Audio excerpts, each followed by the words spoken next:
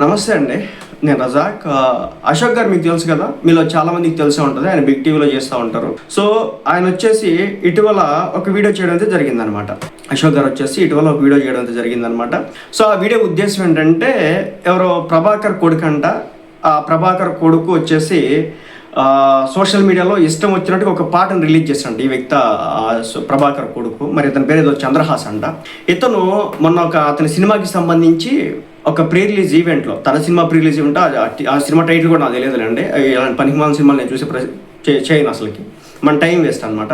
So ఏమంటే అలాంటి cinema ఒకటి వస్తుందంటే దానికి సంబంధించిన ప్రీ రిలీజ్ ఈవెంట్లో నోటుకు వచ్చిన పాట పాడాడంట. ఆ పాట ఇన్స్టాగ్రామ్లో చూసినా, ట్విట్టర్లో చూసినా, ఎక్కడ చూసినా ఆ దరిద్రంగా కనిపిస్తూ ఉంది. సరే అది అయిపోయింది, చూసాం కదా ఈ దరిద్రం ఏంటని చెప్పేసి అనుకున్నాం, అయిపోయింది. కానీ ఏంటంటే అశోక్ వేములపల్లి గారు ఈ వివాదం లేదా స్పందించడం జరిగింది. ఆయన స్పందించడం జరిగింది. స్పందించి ఆ అబ్బాయికి కొంచెం గడ్డి పెట్టే ప్రయత్నం అయితే చేస్తున్నాడు. కొంచెం బుద్ధి మార్చుకో, ఇది పద్ధతి కాదు. మీ గురువులు కావచ్చు, నిన్ను పెంచిన తల్లిదండ్రులకు కొంచెం గౌరవం తెచ్చే ప్రయత్నం చెయ్యి. ఈ టోన్లో ఆయన మాట్లాడడం జరిగింది. ఎక్కడ కూడా వాళ్ళ తల్లిదండ్రులను దూషించడం, వాళ్ళ గురువులను దూషించడం, వాళ్ళ ప్రొడ్యూసర్లను దూషించడము, ఇంకేదో చేయడం ఆయన ఏం చేయలేదు. ఆ అబ్బాయి వయసు ఎంత ఉండదు, తిప్పి కొడితే ఒక 25 బిలో ఉన్నట్టే. అతనికి వార్నింగ్ ఇచ్చినాడు. ఎవరికి? అశోక్ గారికి. ఏమని? నిన్ను 24 అవర్స్లో నేను కోర్టు చుట్టూ తిప్పేస్తాను, నీ కోసం అంతా కూడా రంగంలో దిగుతున్నారు, నేనేంటో చూపిస్తాను నీకు, నా తడాకేంటో చూపిస్తాను అని చెప్పేసి మాట్లాడాడు. దాంతో మళ్ళీ అశోక్ గారు రంగంలో దిగి ఆ అబ్బాయి మీద పోలీస్ స్టేషన్లో కంప్లైంట్ ఇచ్చి, మంచి పని చేశారు, పోలీస్ స్టేషన్లోకి వెళ్ళి కంప్లైంట్ ఇచ్చి. సో అశోక్ గారు ఏం చెప్తున్నారు? బూతు పాటల్ని ప్రశ్నించినందుకు నన్ను బెదిరిస్తున్న చంద్రహాస్ అనబడే జూనియర్ యాక్టర్పై చర్యలు తీసుకోవాలని మాదాపూర్ పోలీస్ స్టేషన్లో కంప్లైంట్ ఇచ్చాను, కేసు నమోదైంది. శభాష్, మంచి పని చేశారు. ఎందుకు చెప్తానండి, ఈ మధ్యకాలంలో సినిమా ఇండస్ట్రీ దగ్గర నుంచి వచ్చే కొన్ని సినిమాలను చూస్తామంటే, ఎందుకు ఇది డబ్బు కోసమా ఈ దిక్కుమాలని బతుకడం అనిపిస్తూ ఉంటారు. ఆ టైటిల్స్ కావచ్చు, రోత టైటిల్స్. ఒకటండి నేను చెప్తున్నాను, నలుగురు ఫ్రెండ్స్ కూర్చున్నప్పుడు ఏదో పిచ్చాపాటి మాటల్లో కొన్ని బూతులు దొరినాయి అంటే అది ఆ నలుగురు మధ్య ఉంటుంది.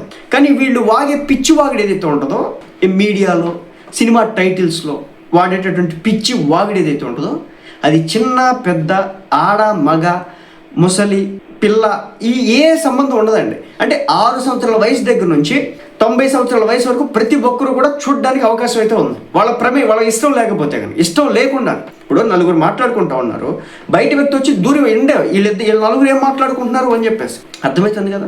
ఒక నలుగురు మీ ఫ్రెండ్స్లో మీరు మాట్లాడుకుంటున్నారు, బయట రోడ్డు మీద వెళ్ళేవాడు మీ దగ్గరకు వచ్చి మీరు ఏం మాట్లాడుకుంటున్నారు వింటారా? లేదు. కానీ ఈ సినిమా వాళ్ళు కొంతమంది, నేను అందరిని అనట్లేదు, కొంతమంది ఏంటంటే ఈ నెగిటివ్ పబ్లిసిటీ పిచ్చకు అలవాటు పడి వీళ్ళు వాగినటువంటి పనికిమాలిన వాగుడు వీడియోలు సోషల్ మీడియాలో సర్క్యులేట్ చేయించడం కారణంగా నాకు అతని యొక్క వీడియో చూడాలని లేదు, ఇంట్రెస్ట్ లేదు. నాకు అతని ఫేస్ చూడాలని ఇంట్రెస్ట్ నాకు లేదు. సో నేను వేరేదేదో స్క్రోల్ చేసుకుంటా ఉన్నా, ఇతని ఫేస్ వస్తుంది అనమాట మధ్యలో, ఇతని తిట్లు వస్తాయి అనమాట. ఏంటి ఏదో తిట్టారు, ఏంటంట చూడాలి స్పెషల్గా దీనికోసం. అంటే నెగిటివ్ పబ్లిసిటీ పిచ్చకి అలవాటు పడ్డారన్నమాట ఈ పిచ్చోళ్ళు. దీంతో ఏంటంటే ఇష్టం వచ్చినట్టుగా నోటికి ఎంత వచ్చి అంత వాగడం, తీరా అతన్ని క్వశ్చన్ చేస్తే వెళ్ళి స్టేషన్లో కంప్లైంట్ ఇస్తానని చెప్పడం, భయపెట్టడం. ఎవరిని భయపెడతారు? అది ఫ్రీడమ్ ఆఫ్ ఎక్స్ప్రెషన్. నువ్వు మాట్లాడినటువంటి భాష లెక్క ప్రకారం నీ మీద కేసు పెట్టాడు ఆయన. ఎక్కడ? మాదాపూర్ పోలీస్ స్టేషన్ నీ మీద కేసు పెట్టాడు ఈ వ్యక్తి మీద.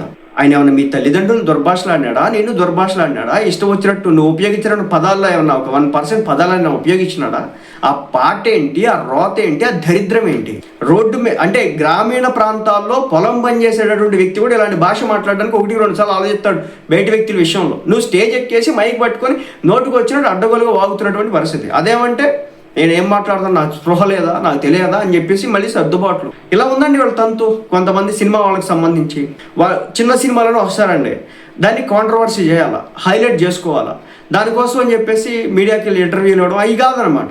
అర్జున్ రెడ్డి సినిమాకి అదే చేసినారు. ఆ విశ్వక్సేన్కి సంబంధించిన సినిమా ఏదో వచ్చింది, దానికి కూడా అదే చేసినాడు. తర్వాత ఈ సినిమాకి కూడా అదే చేసినాడు. ఇంతకుముందు కే ర్యాంప్ అని ఒక సినిమా వచ్చిందనమాట, దానికి అదే చేసినాడు.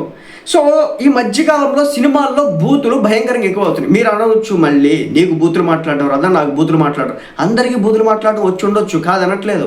కానీ ఫోన్ ఈ రోజున పరిస్థితి ఎలా ఉందంటే, మనకేమి సెన్సార్ లేదు. 16 సంవత్సరాల్లో పిల్లలు ఫోన్ చూడకూడదు అని చెప్పేసి, ఓకే, అందరూ ఫోన్ చూస్తూ ఉన్నారు. పిల్ల పెద్ద అని ఏమి లేకుండానే వచ్చేస్తూ ఉన్నాయి అన్నీ. కాబట్టి మీడియాలో మనం మాట్లాడుకుంటే ఒక గదిలో నలుగురు మధ్య ఉంటుంది ఆ పంచాయతీ. కానీ ఇదేంటంటే కొన్ని కోట్ల మంది చూస్తూ ఉంటారు ఈ దరిద్రాన్ని.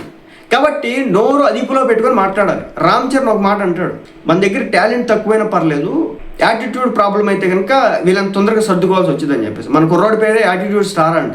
సో అదనమాట తంతు. మొత్తానికి అశోక్ గారు మంచి పని చేశారని నిజం చెప్తున్నాను, మంచి పని చేశారు. మిమ్మల్ని పర్సనల్గా అబ్బాయి అబ్యూస్ చేస్తున్నాడు, అటాక్ చేస్తున్నాడు కాబట్టి, మాటలు దాడి చేస్తున్నాడు కాబట్టి మీరు వెళ్ళి కంప్లైంట్ ఇచ్చినారు. ఇంకొకసారి ఇలాంటి టైటిల్స్ పెట్టాలని, ఇలాంటి బూతు పాటలు పాడాలన్నా కానీ ఒక భయపడే స్టేజ్కి అయితే తీసుకొచ్చినారు. అంటే సోషల్ మీడియాలో మనం వాగేటటువంటి వాడికి ఒక సెన్సార్ అనేది యాడికి సావదు. అందుకే ట్రైలర్లో కూడా అడ్డగోలు వాడేసి సినిమాలో మాత్రం వాటిని కట్ చేస్తుంటారు. ఎందుకంటే సెన్సార్ వాటి కట్లు పెట్టిద్ది అనమాట. దానికోసం అని చెప్పేసి ఏ సర్టిఫికేట్లు వస్తాయి అని చెప్పేసి, వీటి కోసం అని చెప్పేసి వాళ్ళు అన్నీ కూడా చేస్తూ ఉంటారు. మళ్ళీ చెప్తున్నారండి, ఇవి ఇలాంటి పనికి మనల్ని ఎంకరేజ్ చేయకండి.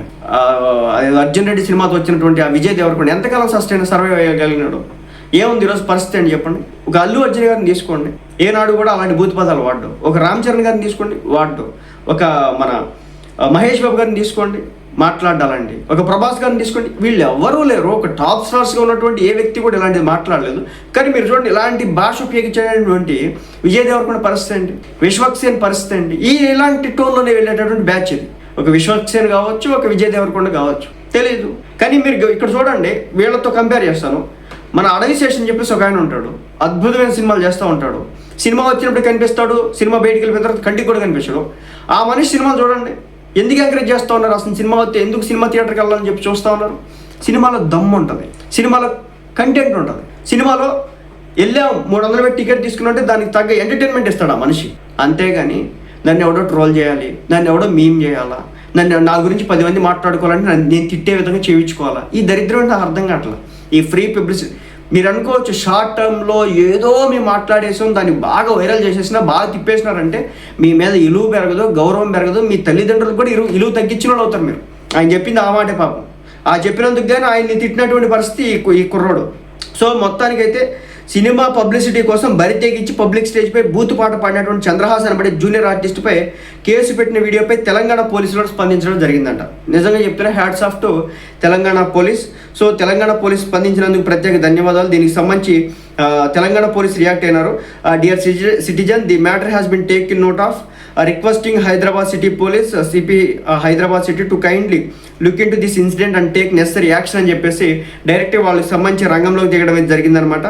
అలాగే పర్సనల్గా వెళ్ళి మన అశోక్ గారు వచ్చేసి కంప్లైంట్ ఇవ్వడం అయితే జరిగిందనమాట. ఇది అక్కడ మన మాదాపూర్ పోలీస్ స్టేషన్లో డైరెక్ట్గా వెళ్ళి కంప్లైంట్ వచ్చి వచ్చినారు డైరెక్ట్గా. సో ఇది శుభ పరిణామం. ఇలాంటి నోటి దుర్స్పలన చేసే వాళ్ళందరికీ కూడా నోరు మూయించినటువంటి పరిస్థితి తీసుకొచ్చారు మన అశోక్ గారు.